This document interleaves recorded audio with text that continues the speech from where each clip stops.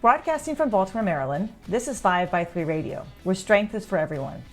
I'm your host, Emily Sokolinski, owner of 5x3 Training, a strength and conditioning gym in Baltimore, along with my co-host, Rebecca Fishburne, founder of Cornerstone Strength Maryland.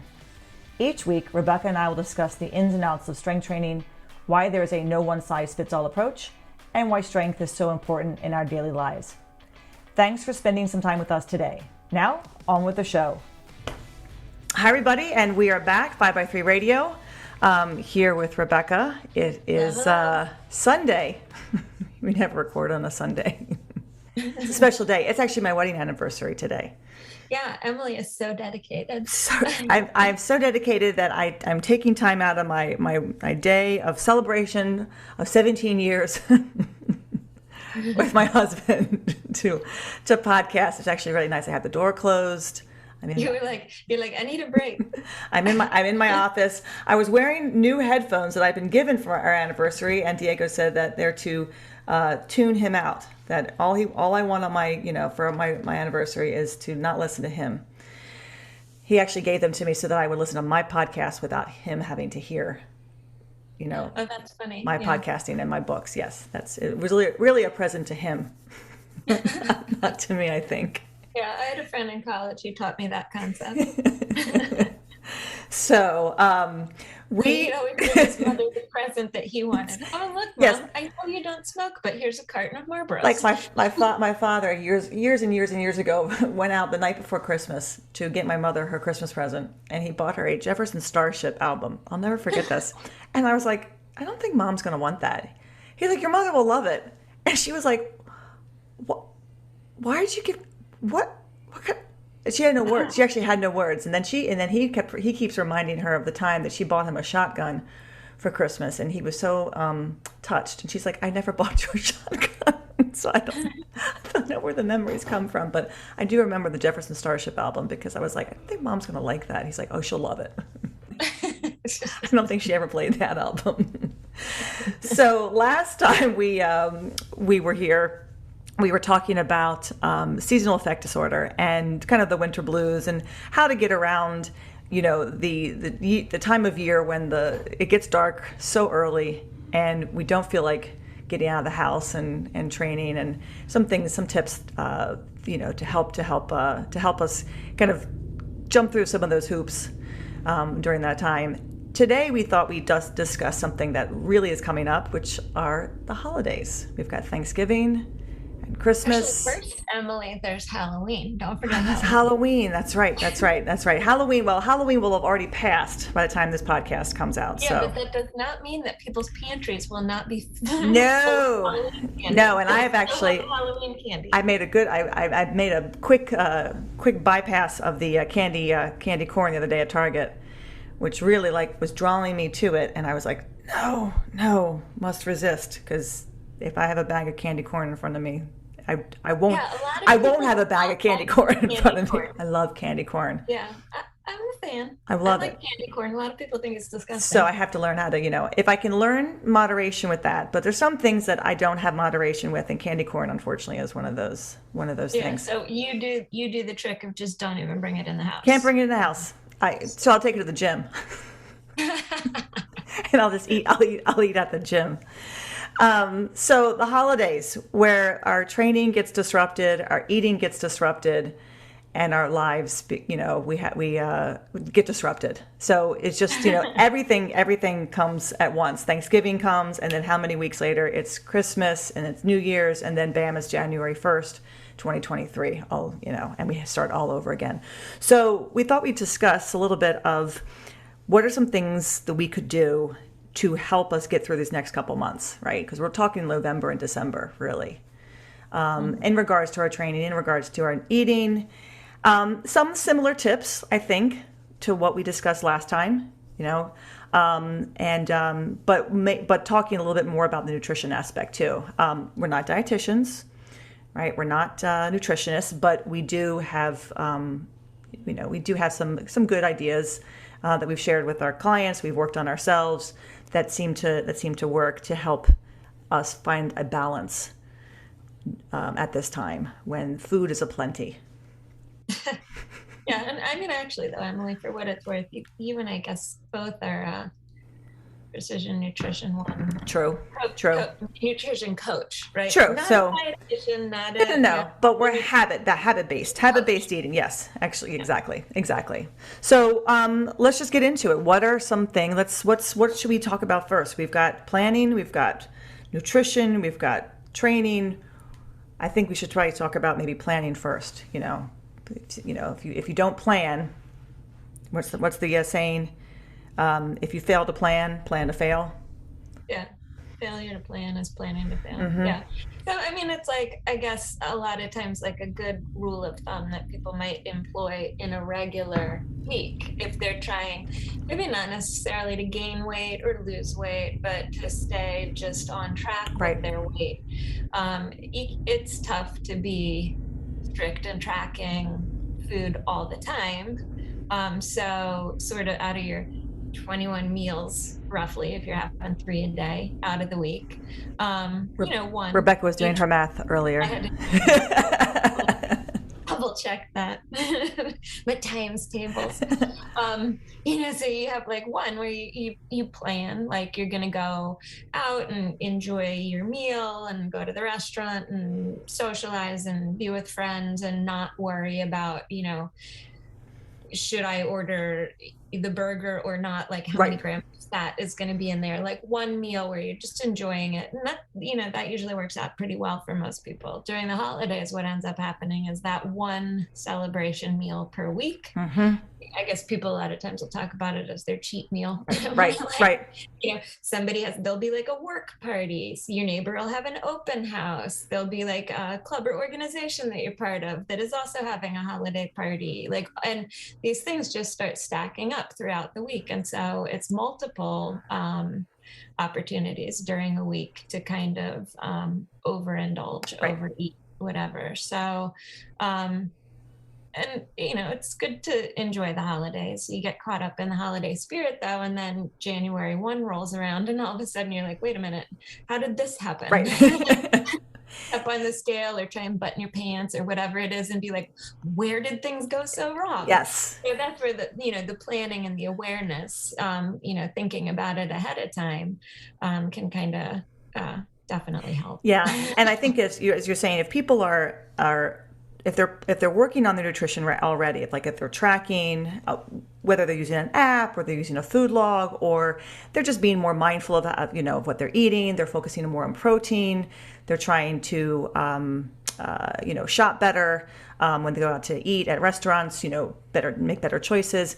Then if you're already doing that, you can start to figure out where to find the balance between these various events, right? So, for example, I was talking to Rebecca this past weekend. Today's our anniversary. Last night we went out to eat. I knew we were going to a restaurant that was going to be quite filling for us. We went to have Ethiopian food, and Ethiopian food is with the injera. And if you're not familiar with it, it's kind of this very soft bread. I don't even know how to describe what it is. It's just it looks like oh God, how do I describe it? I don't know. It's kind of squishy. You have to look it up. Injera.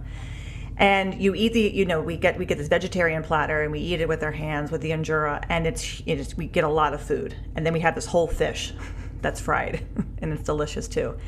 So I knew that I was going to eat that for my dinner. So my lunch was a little bit lighter. It was a little bit later because I had an appointment earlier in the day. But I also just knew that if I could kind of balance my eating throughout the day, I was going to be hungry for dinner, and I was going to be able to enjoy that meal and not feel like I had kind of stuffed myself the whole day. And when I woke up this morning, I felt great. I felt fine. I actually do weigh myself every day because I am working on tracking and trying to cut a few pounds. So I weighed the same weight as I weighed the day before. And sometimes there's fluctuation. There's always fluctuation, but a lot of times that's just water. It's just water, exactly. Salt. And I thought that with that heavy meal, but I think overall, because I have a nice balance, because I've worked hard on trying to find that balance in my nutrition and my eating, I can enjoy a meal like that and not really. And even if that scale had gone up, it wasn't going to be a big deal because I knew that I had eaten something that wasn't part of my typical diet. And I think that's where a lot of people kind of go wrong, is that if they don't think ahead of like what their dinner is going to be like, or if they're going to a party, they're going to feel flat, they're going to feel stuffed, they're going to feel uncomfortable, they're not going to, and you have to kind of, as Rebecca, as we're saying, plan, think about, well, I'm going to go to this party, how can I manage my eating better during the day then, knowing that I'm one thing that you said is you said you ate your lunch later, but you also said that was because you had an appointment. So that was kind of not something that you had done intentionally as a way. Right. But a lot of times people will do that too, Right. like maybe eat their lunch a little bit later so that when they go to the party or they go to they're not as hungry. celebration, they're not walking in famished. Right. And that's, so when you're talking about balancing your food and planning ahead, that's important, right? Like you still need to eat the breakfast. Exactly. And you still need to eat the Exactly. lunch. If you're thinking like, oh, well, I'll just skip lunch, then you're going to walk into the event like just like crazy hungry. Exactly. Start, oh, I'll have 2 of those crab cake appetizers when one would have been just fine, or whatever. You're absolutely right. And that's where people kind of go, and I've done that before too. Like I've starved myself, like, oh, I'm going to this party, I'm not going to eat anything so I can really like slam that food. Well, then you end up feeling worse than if you had probably end up eating more than you would have if you had eaten the breakfast, the lunch, and a reasonable portion at the event. Yeah. I mean, I think, we talk, people always often talk about good food, bad food. I hate that. There is no bad food. There is no good food. There's food. Morality with food. No, food doesn't care. It's, we should be able to learn to enjoy eating and enjoy, our time with our friends and family, and not stress about what we're consuming constantly. But that happens. The thought process with that is not good food, bad food, but this is a food choice that I can make that will help me reach my goals sooner. Right. And this is a food choice that I can make that might delay my achievement of my goals a little bit longer. It's not good or bad. It's just, Right. And I think that this takes time. And, we could spend a whole other podcast on obviously talking about habits and nutrition habits, but it's something that doesn't happen overnight. It takes time.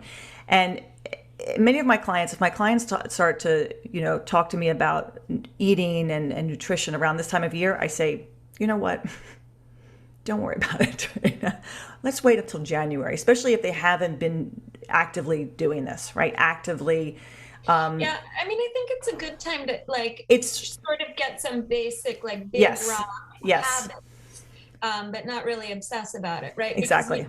It's harder once you get to January if you just sort of let everything go over the holidays, right, to not only get on track to recover or whatever, but just sort of some basic good habits in place that allow you, encourage you to think ahead or plan ahead. Yeah. Things you can do not to overeat. Yeah. I think the one good rule of thumb I tell people, just, when they come to me and they want to start to, I say, you know what, for right now, just again, focus on your protein. Just see if you can make sure you're getting 100 grams, track that if you want to start thinking about it. Don't worry about anything else. Track that. That's already going to make you feel better. And sure enough, it usually does. When people start to just kind of focus on one thing, you give them one thing to focus on, that already actively makes them more aware of everything else. If you give them too many things to think about, it's overwhelming. And so, if you have just the one thing and then you're tracking that or you're paying attention to that, it's much easier to feel successful. Exactly. And build on that success. Exactly. As opposed to, I knew I wasn't going to be able to do this. Feeling self-defeated or. It's a work in progress. It really is, and it doesn't happen overnight. It takes some time, just like training. I mean, just like getting stronger, just like working on your squat form or your deadlift form. It takes time. It takes practice. You have to work on figuring out. Okay, I'm getting, how much protein am I getting by looking at the food label or measuring your food, or certain things like that, you have to kind of put a little bit more effort in the beginning. And then once you get that into that groove and you start practicing that more, that effort becomes a little bit less. And then you can focus on something When else. there's things that you can kind of go on by habit or Right. by routine or whatever, then you don't have to. You can do it visually. Like that looks approximately like 3 ounces of chicken. I don't need to pull out the scale Right. because I've been weighing 3 ounces of chicken or four Right. ounces of chicken Right. for however Right. long. I Right. know what it looks like. And again, if you're eating the same foods, because I always encourage people, look, if you like something, it's okay to eat the same thing every day. That's not, that's not unusual. You're not weird. You like that food. You enjoy that. If you need too much variety in your life, if you need to constantly have a different meal at all, well, that's going to take a lot more work. That's a lot more effort. It's like going to the gym and doing the 50 exercises because you do, or paring it down to doing 3 to 4 exercises and getting more bang for your buck from 4 specific exercises than 50 various things that are taking 4 hours to do. That's going to kind of keep you spinning your wheels, whereas a more simplified approach is going to allow you to make more progress and actually stick with it.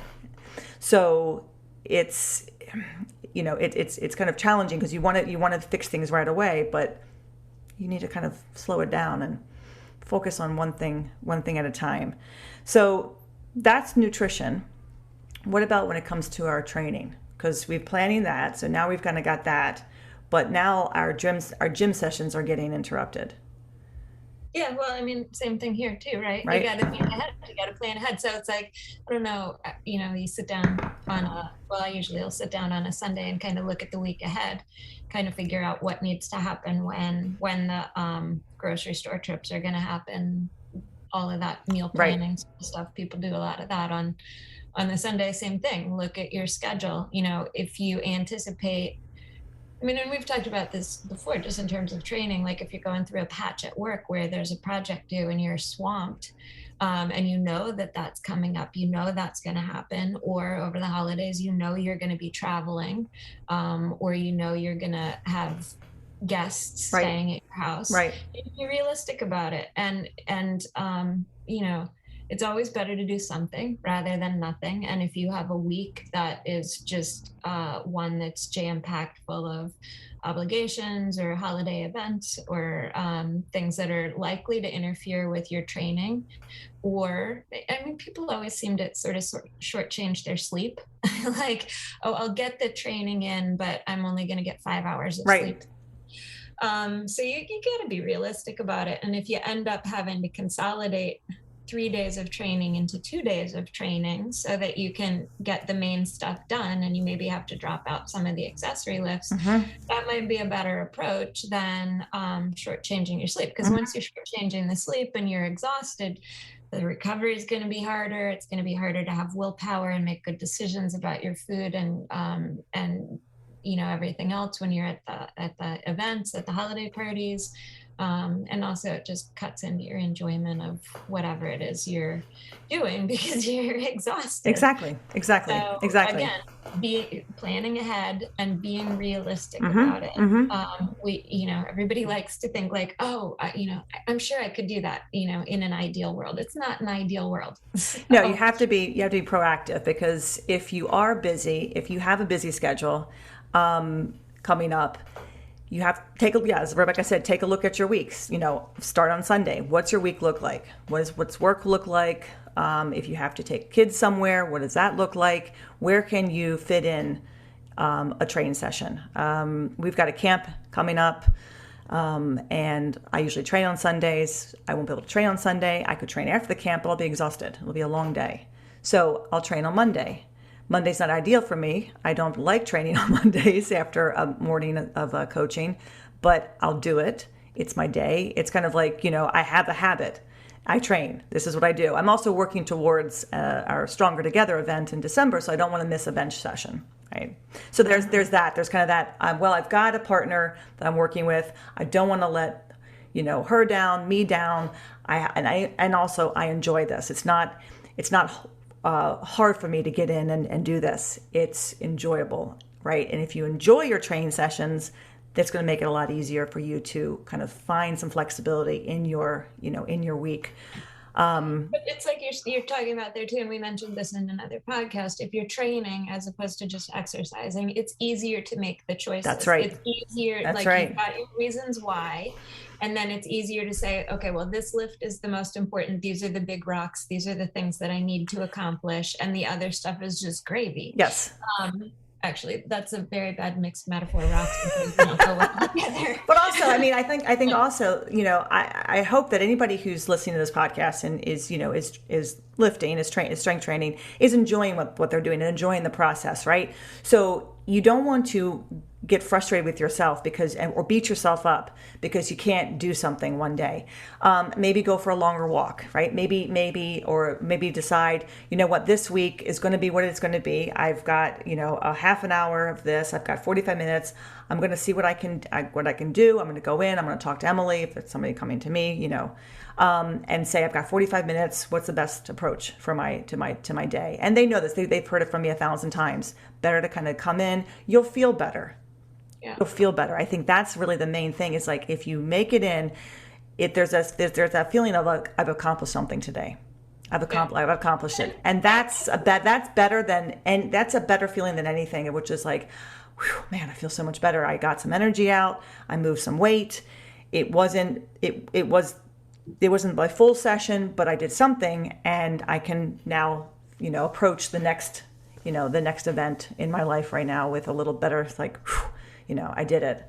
I moved some weight. I got my adrenaline pumping, and also I've kept my habit. I've kept that consistency, and I think that.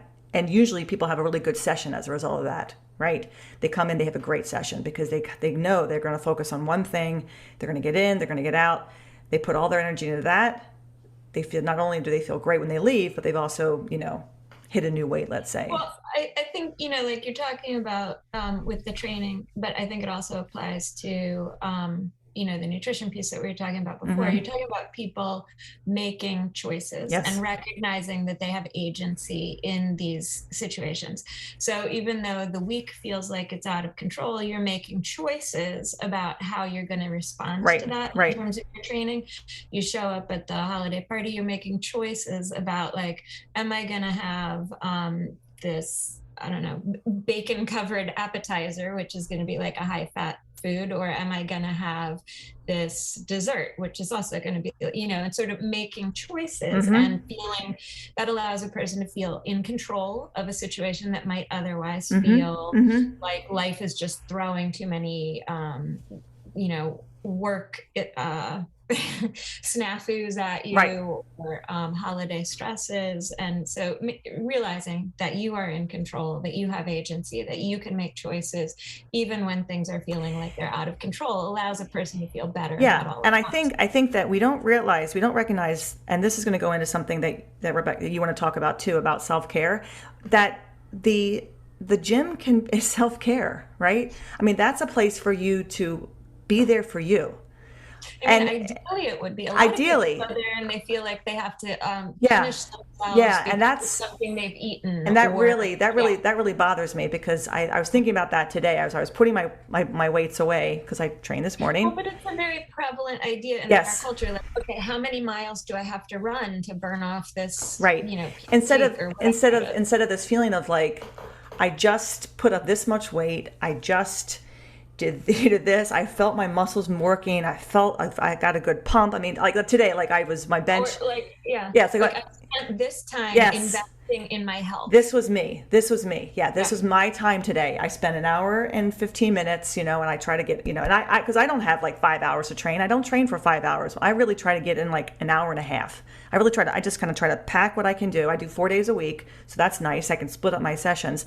But it just, I was thinking about this as I was putting my plates away. I enjoy going to the gym. I've always enjoyed going to the gym. I've always enjoyed moving my body, and we've talked about this in the past.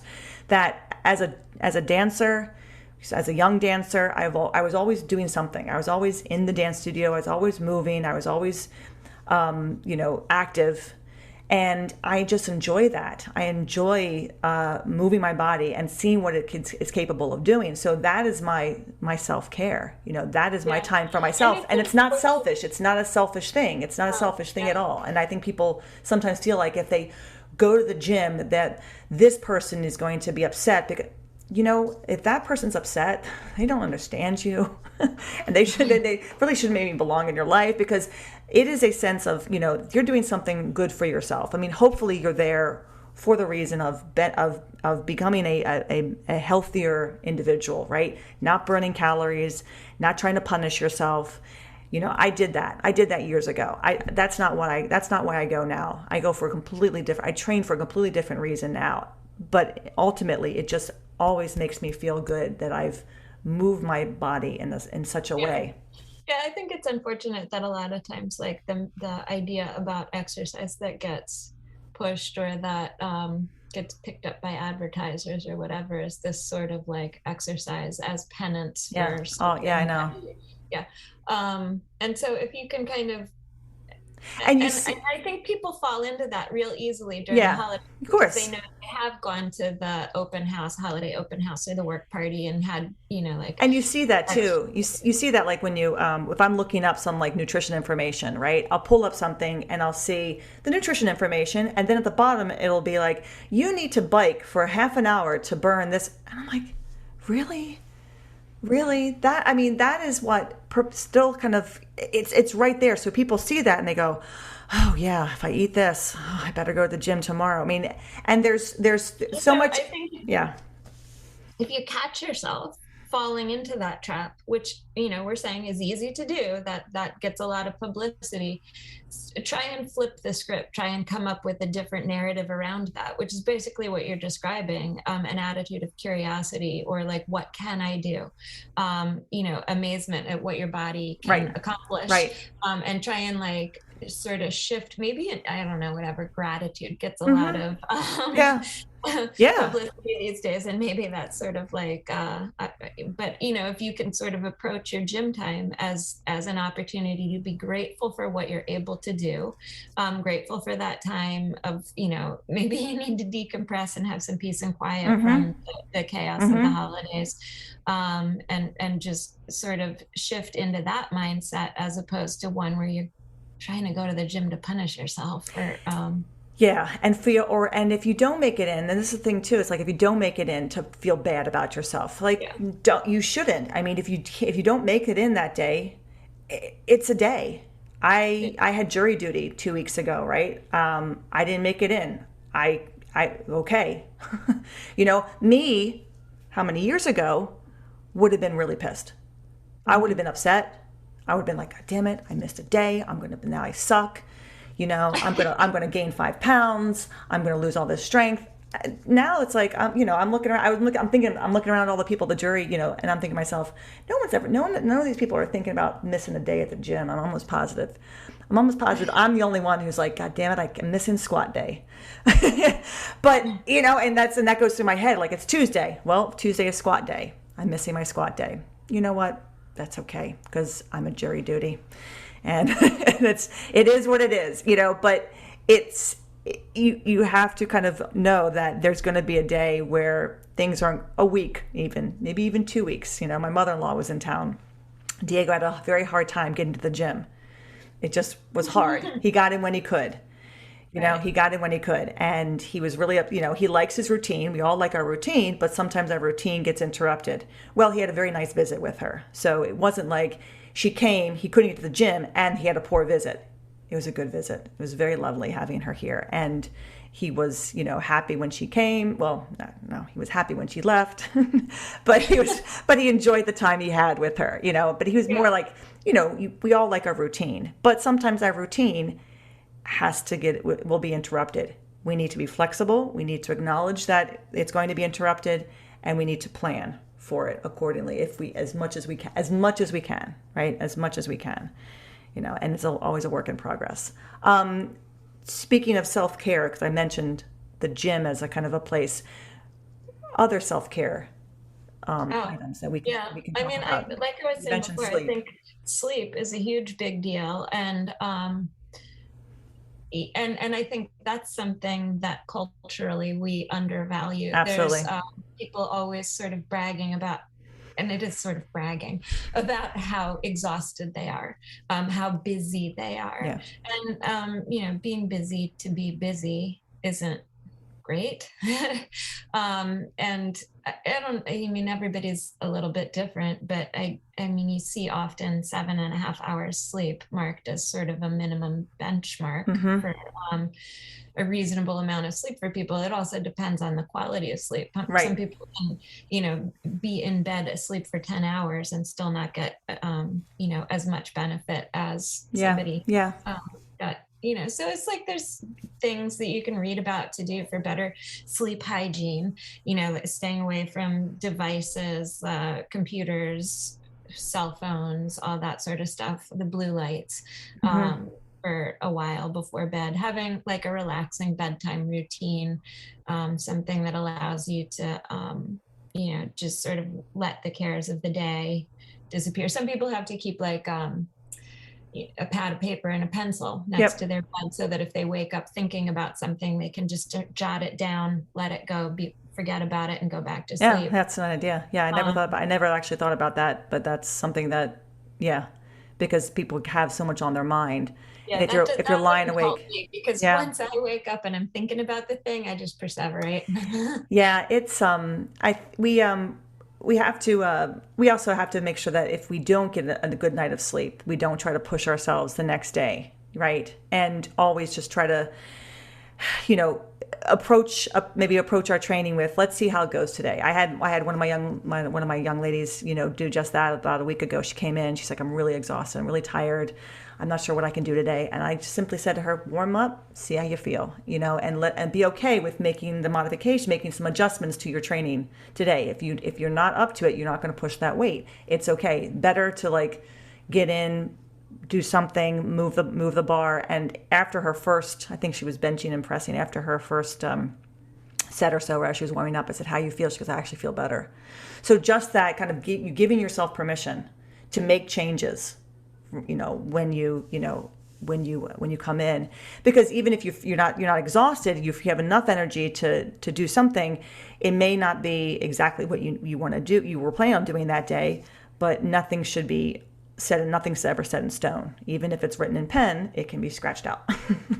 As my logbook is often scratched out, a lot of When scratches. you were growing up, did you have those erasable pens? That was like the big deal. Yeah, Yeah, yeah, yeah. yep. I don't think they make those anymore, No, but I don't think do people because even. they've got Yeah, the white out tape. yeah, yeah. So it's it's like I have tons of scratches in my book, tons of X's, moving things to another day. There's a lot of that. There's a lot of that, and I think my training's been a lot of that for the past 12 years. Nothing is like when I have good runs, you can look through my logbook and you're like, oh wow, look at that. No, and then all of a sudden it's like crossed out, X, bad face, bad hip, whatever it is, something always constantly, is interrupting. But sleep can definitely wreak havoc on your body if you're not getting enough and you're not getting good quality of sleep. So even if you're let's say you get 6 hours, but you sleep really well, okay, great. But if you're sleeping for like, as you said, 10 hours and you're awake for 8 hours of that, and you get 2 hours, I mean, something's off, something's not right. And also training can help you sleep better. So there's kind of that. So if you can get in, you might be able to sleep better that night and so you're not worried about the fact that you didn't get in. I mean, gosh, we have so many things going on in our lives. I know Diego, has great sleeping times, and then he's off. He's sleeping his sleeping routine. Just tons of, usually it's the stuff on his mind.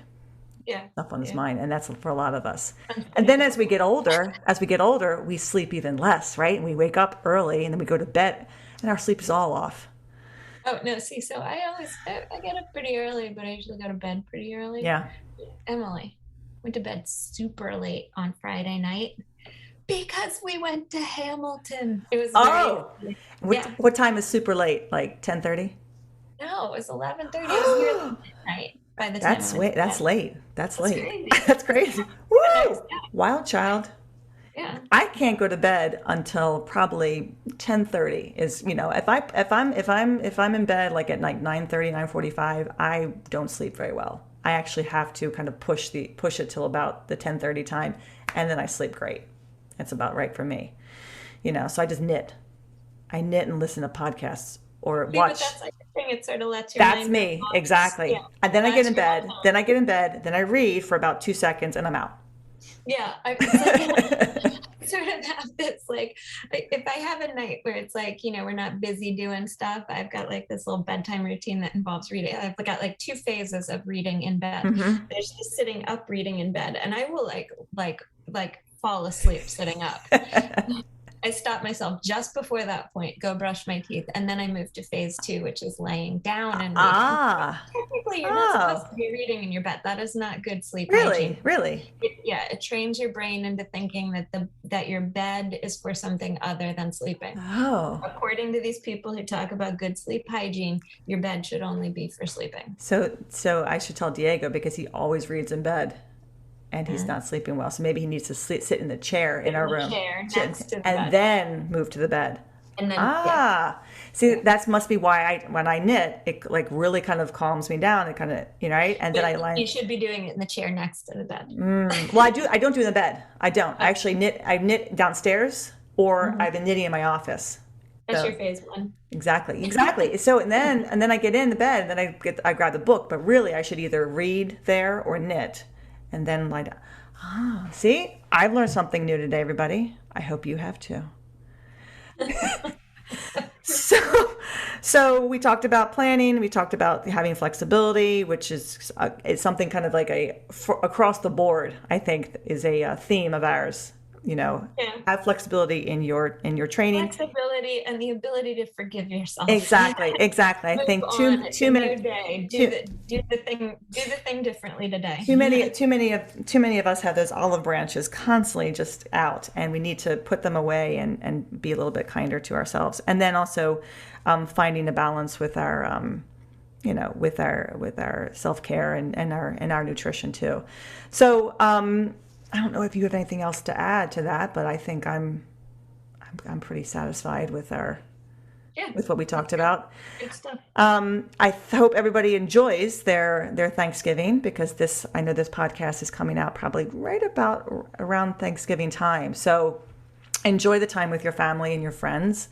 Enjoy your time out and eating good food, and resting, and also training and being flexible and and okay with maybe not having the week that you want to have. But be grateful, since Thanksgiving's coming up. Thankful for for the ability to train and to be around your family and your friends, and hopefully we'll be back again. I think maybe before Christmas. I don't know when we want to take our winter break, but we've got some things planned in the next few weeks or so. So feel free always to comment or send questions or comments about anything we've talked about or anything we've talked about in this podcast. You can email us at emily@5by3.com or Rebecca at cornerstonestrengthmaryland@gmail.com. So we'd love to hear from you, and we hope you have a wonderful Thanksgiving, and we will be back in a couple weeks to see all of you. All right. Thanks, Rebecca. Take care. Bye, everybody. Thanks for listening to 5x3 Radio with Emily and Rebecca. If you like our show and want to know more about 5x3 training, please visit us at www.5, that's F-I-V-E, the letter X, the number 3.com. You can also find us on Facebook and Instagram.